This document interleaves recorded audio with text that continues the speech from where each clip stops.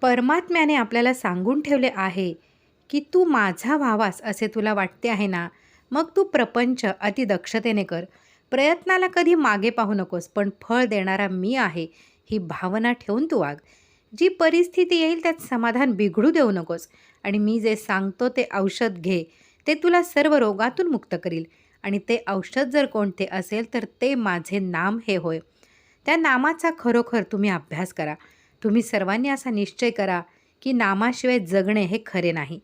नामाशिवाय जगू नये असे मला खरोखर मनापासून वाटते.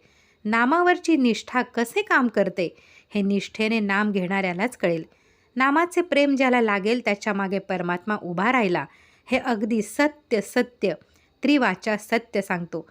म्हणून आवडीने आणि प्रेमाने भगवंताचे नाम घ्या. एकदा तरी त्याला कळकळीने रामा अशी हाक मारा, की भगवंताला तुम्हाला येऊन भेटावेसे वाटले पाहिजे. श्री गोंदवलेकर महाराज.